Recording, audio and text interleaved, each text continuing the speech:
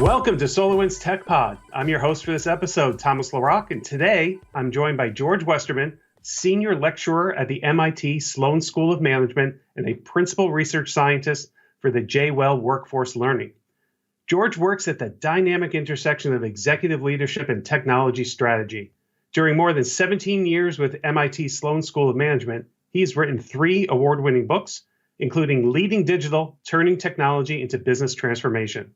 As a pioneering researcher on digital transformation, George has published papers in the Harvard Business Review, Sloan Management Review, and other top journals. He now focuses on helping employers, educators, and other groups rethink the process of workforce learning around the world.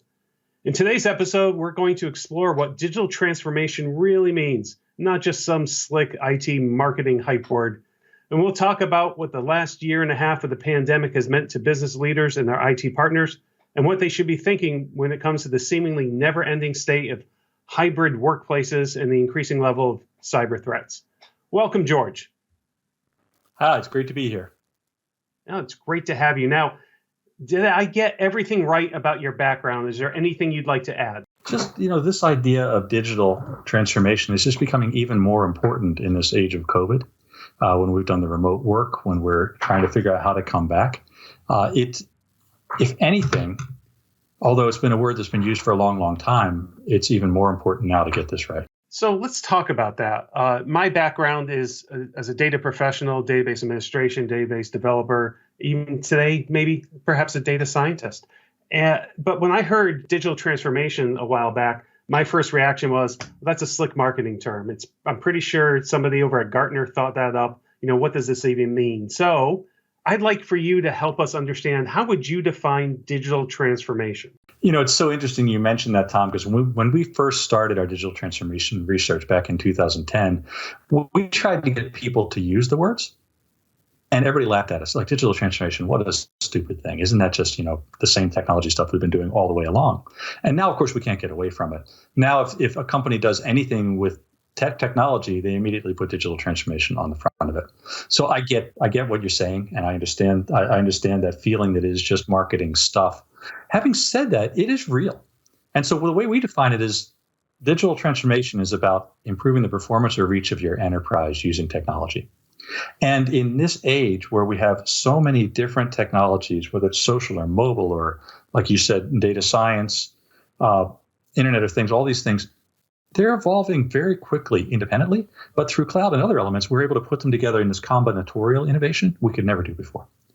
And so this is no longer just IT plus. This is a whole different way that we're operating, and it's accelerating.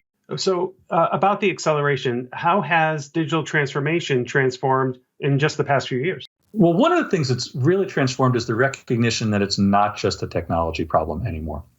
And so, certainly we all know what Moore's law is if we are in the technology space, right? The technology improves exponentially. It moves really, really quickly. I want to give you Westerman's law, or the first law of digital innovation, as the editors made me call it.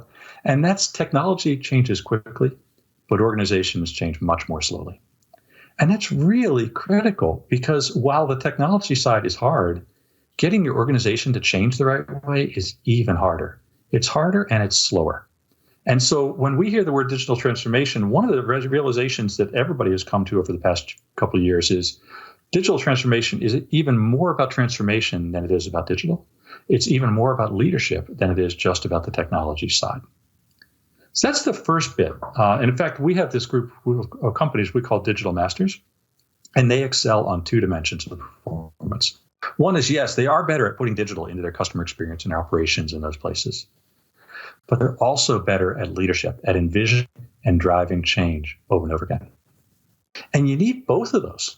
And especially if you're in the technology space, whether you're in a company or whether you're a technology vendor selling into a company, it's easy to focus only on the technology when this ability to drive change is equally important, and we've got to get that right. So that's the first set of changes. The other changes happened recently is just some of the things that we've been looking for inside digital transformation, what opportunities are out there. So certainly customer experience has always been something we talked about. And in fact, for many people, if you weren't changing customer experience, it wasn't digital. That was wrong, but that's what they were saying. We have a new paper out just last year that talks about the new elements of digital transformation. And we talk about 4 areas to look. Certainly there's a customer experience, but there's also operations. That hidden stuff that is how you operate in your company, how you do all your back office work, that if you do that well, it enables great customer experience. And if you do it poorly, then you're just making up, you're fixing those problems. Same thing for business models. So you got your customer experience, your operations, your business models. And in the last few years, another one has popped up, and that's employee experience. That it's become almost as important as customer experience. We know that happy employees make happy customers. We know that bad operations makes unhappy employees. But what we're finding is if you can improve your employee experience, they will give better service, but they're also going to highlight areas where you need to do more change in your organization. And they'll also highlight innovation for you. So digital transformation is about customers, operations, business models, but also that employee experience becoming really critical here. So the quote I have from you here, George, is digital transformation is less of a digital problem than is a transformation problem. And I love that quote. I think that really does summarize it, because when you hear that term put together, it's like, what does this mean? But when you break it apart, and like you just talked about, the employee experience, the customer experience, and operations, then it kind of makes a lot more sense. So what would a leading digital transformation priority be for business leaders and IT counterparts today? So there are a number of areas you can look, but number one is painting a very strong picture of how you're going to be different and why you need to be different. So what's that vision for how you're going to be a different kind of company?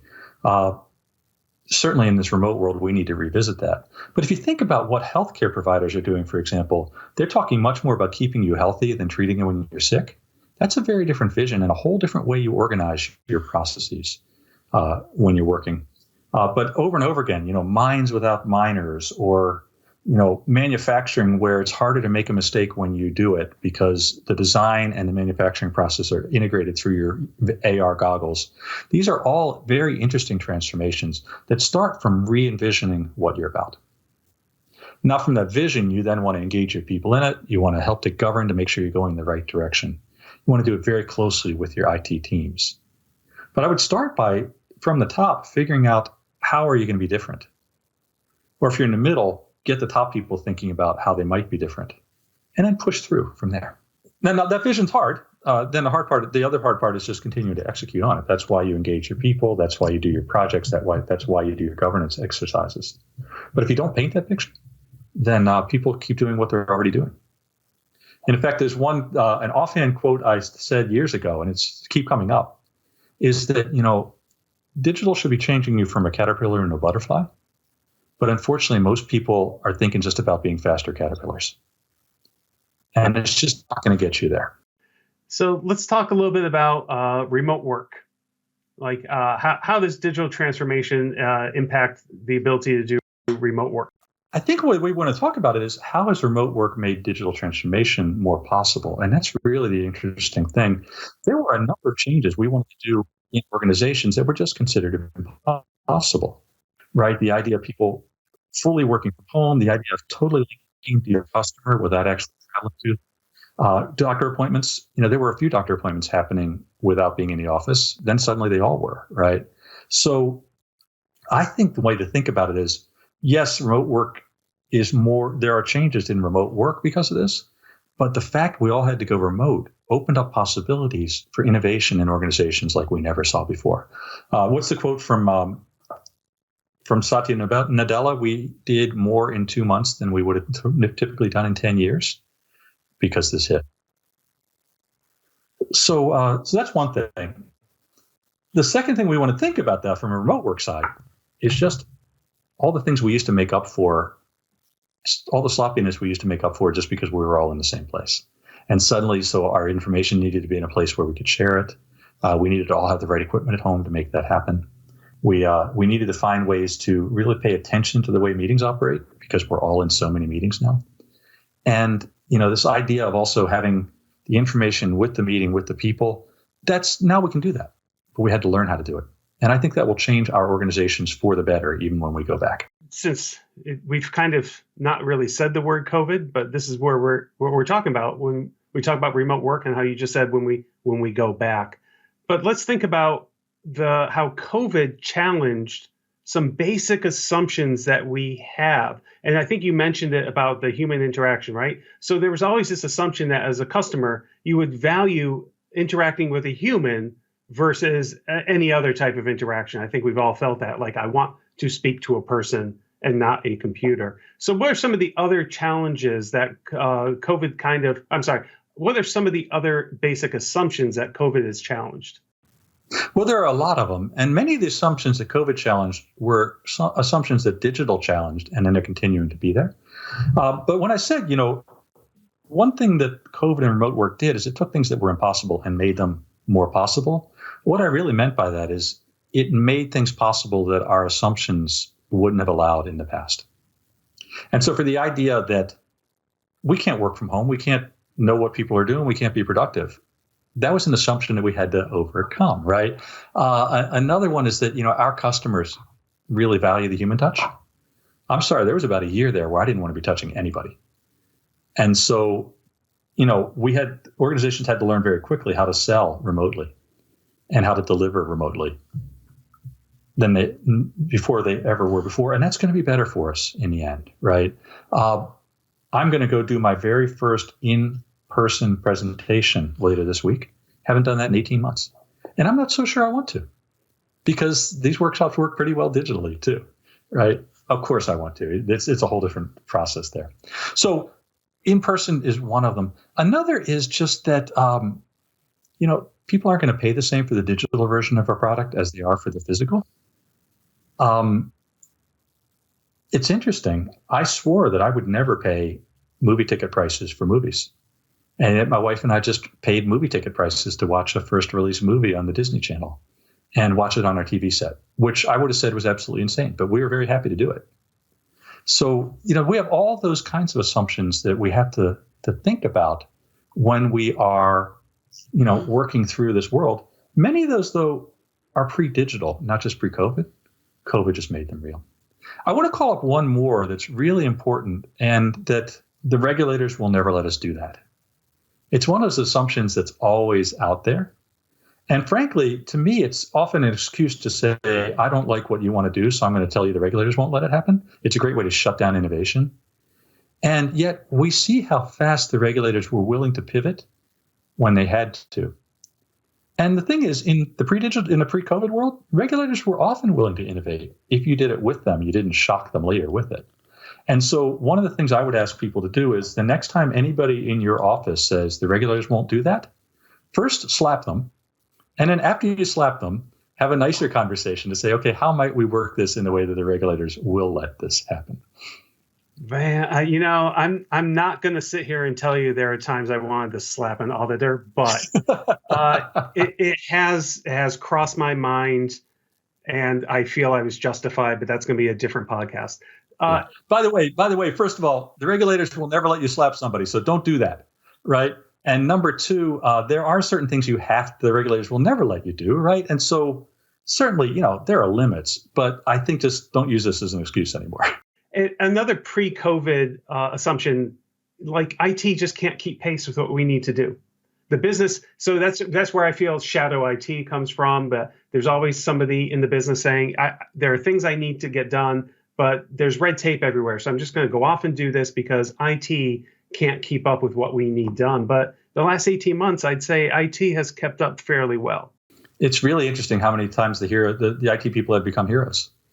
And even then, people still have these kind of partitions in their head that, the IT people got us up and running on remote, but we can't ask them to do anything strategic. And it was the same thing they used to do in the earlier digital world, right? Well, sure, we can have them run our ERP system, but we're not going to let them touch a customer. They're just too slow. They just don't get it. And in our research, we found over and over again that companies that said that were not the ones we called masters. That the masters all found ways to work with IT and business to get these changes done. Now, having said that, yesterday, on Friday, I was talking to a new CIO in a very interesting organization. And she said, we're strategic. We're at the table. We demanded to be at the table. That makes us strategic. And as we have the conversation, it became really clear that they're not strategic. They just demanded a spot at the table. So now they're being non-strategic at the table. And so this means a lot of change on the IT side to be the kind of person that is actually part of strategy, not just acting like it. You really got to get faster. You really got to understand the business. You got to understand how business thinks. So let's talk culture. Like, as part of this digital transformation, it's really and transformation is the harder part of all this. How do you build that culture that embraces the idea that you have to transform? So one way you do it is you get people asking a certain question over and over again. And, we talk about employees being satisfied. I want them to be constantly dissatisfied. I want them to be constantly saying, we can do better. Here's the thing that we can always improve. And so the first step you can do for culture is get your people to be constantly suggesting things that are new and then pick up on a few of those ideas and make them happen and give people recognition. So have people constantly questioning the status quo. If you do that, you're going to go a long way towards changing the culture. Now, having said that, you can also go farther. We did some very interesting studies in another paper that came out about a year and a half ago, won some awards on how you have digital culture in a traditional organization. And really, there are three things. You want to start some things, you want to stop something, you want to start some things, you want to keep some things, you want to rethink some things. You definitely want to start the rapid experimentation that the digital firms do.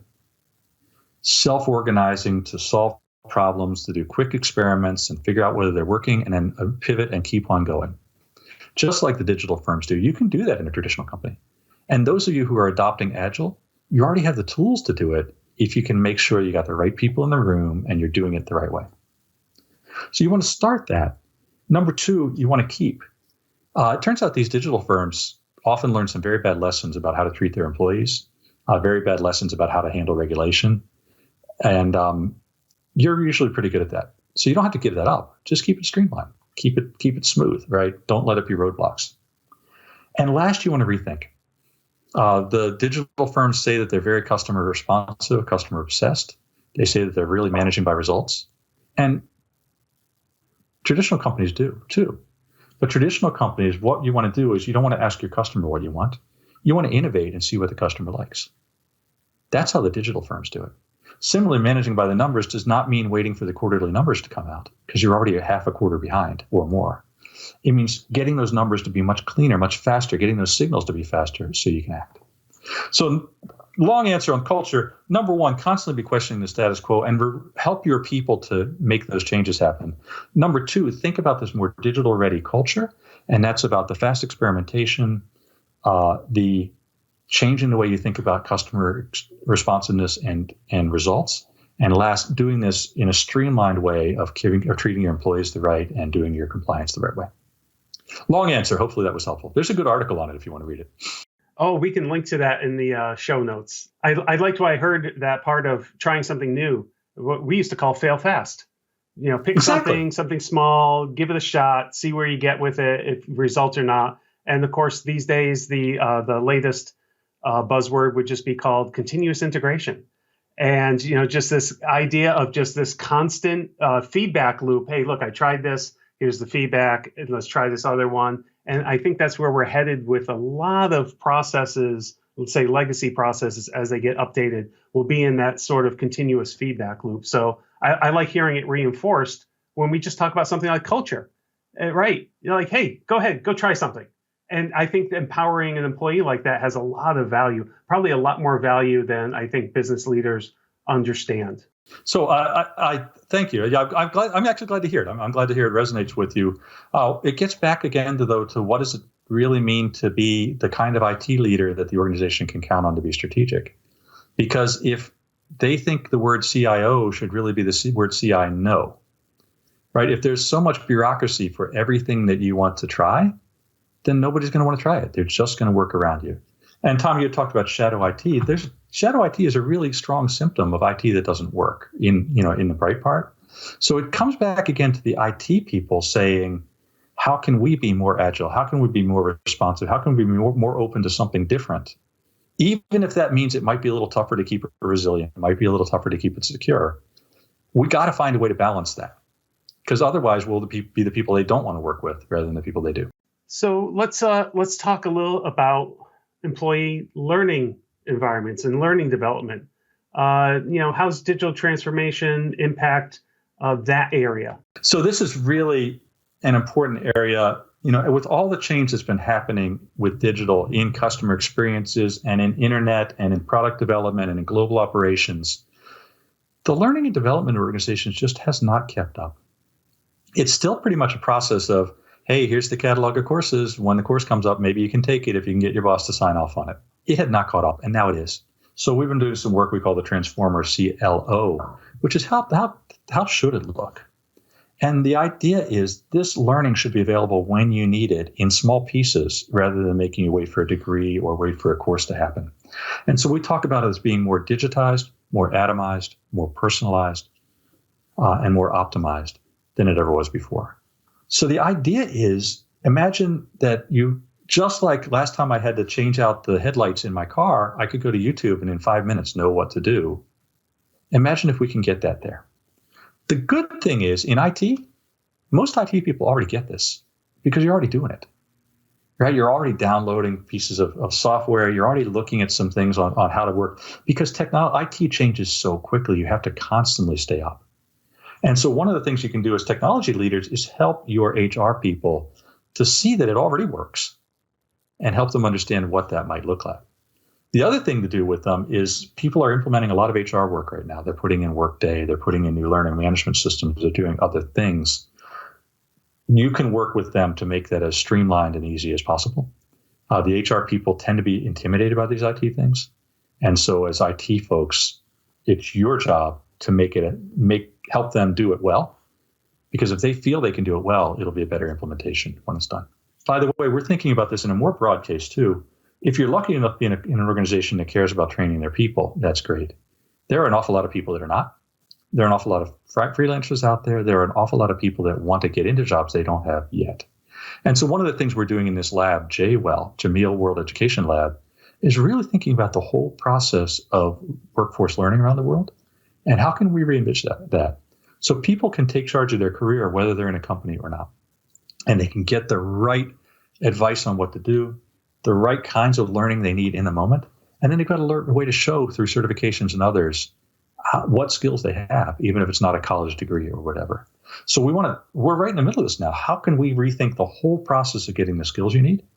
It's the right time for it. No question. As you said, the way training kind of works or workforce learning works is here's the catalog of courses, pick one, and maybe you'll get funded in 8 months and you can take it. Of course, by then, the technology you want to have learned will have moved on, right? Or maybe you'll get to go to a conference this year. Maybe not, but maybe you will. And that's really how the learning kind of happens for a lot of people out there. And absolutely, we've got to do better than that. And if you think about that model, Tom, it has led to all kinds of dysfunctions that need to be fixed, right? I can charge more for a 3-day course than I can for a 1-day course. So if I have a 1-day material, I can pad it out to be 3 days just to get, not me, I don't do that, but training people can, right? Another idea is, why do we have trainers teaching these technical topics? Why don't we have people who are actually practitioners doing it? And so this idea, organizations are doing peer learning. Now, you got to teach the best people how to teach, but that's often a lot easier and better than teaching the trainers how to do this really complex stuff. And so there are all these different opportunities coming up with peer learning and with pinboards that people can put their best quick reading on, with the idea of learning in the moment. It's becoming real in organizations.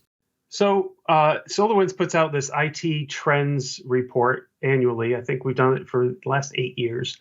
And we gather feedback from the respondents on overall IT trends. And one of the trends that came out this year was, where are they going to be investing, time and money over the next, say, year to 18 months?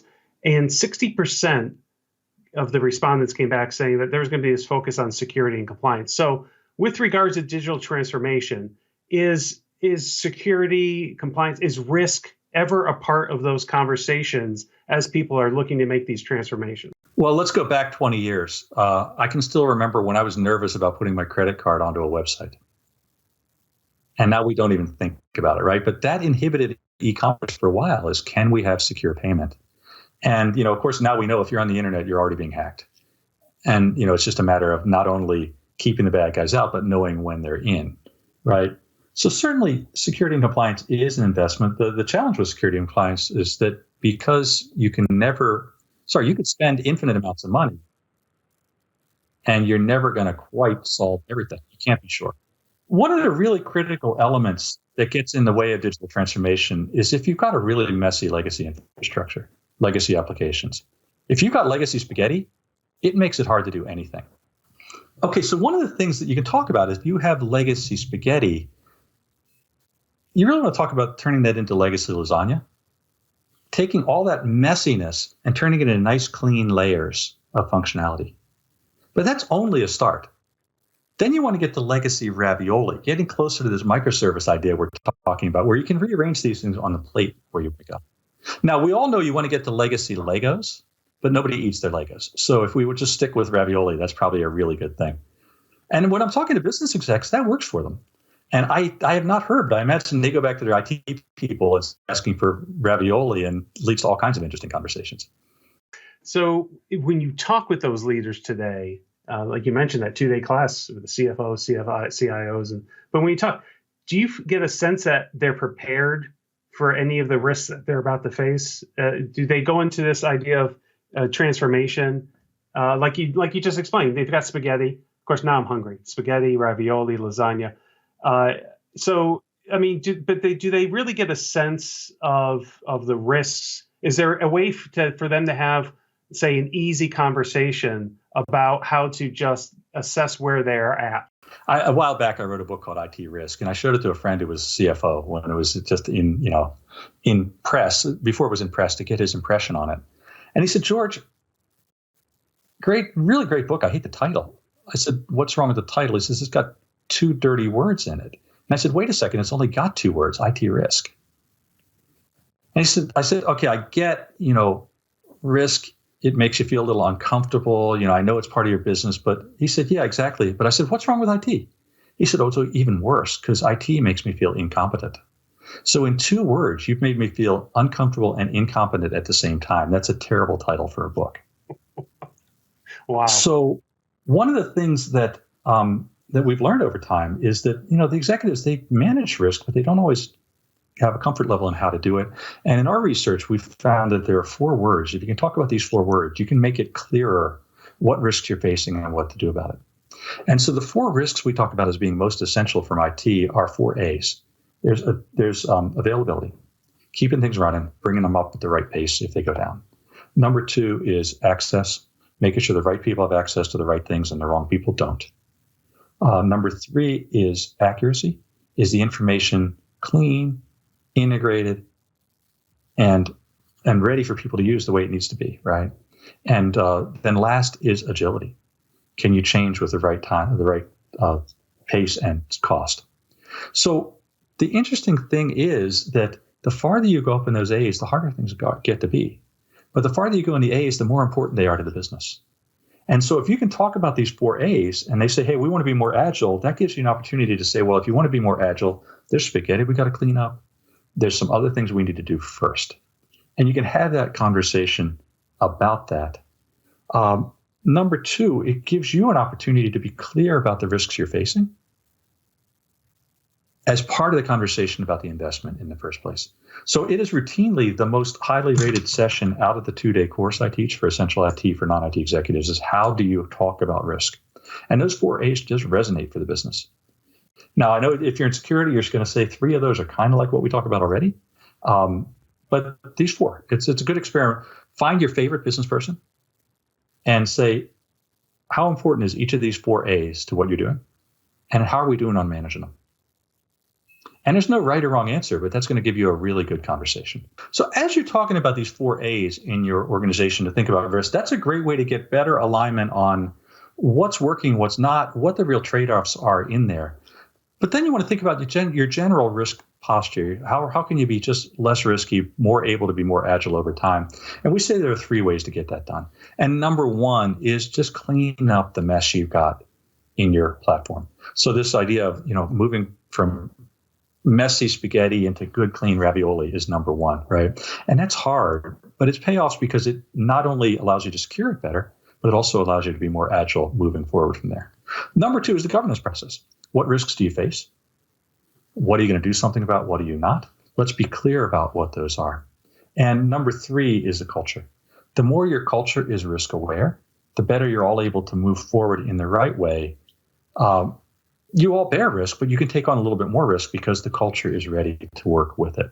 So if you can think about that, getting your platform clean, fixing your governance process, making it as streamlined and clear as possible, and last, putting this risk-aware culture in, those can go a long way to allowing you to do more great things with less risk. I think that's excellent advice. And my two main takeaways right now are I'm so borrowing that spaghetti reference of yours and the CI know. And I can't wait to use that one as well. So I'm stealing both of those from you. Thank you, sir. Before we wrap up, let's talk about any new projects, publications you have coming up, anything you want to talk about.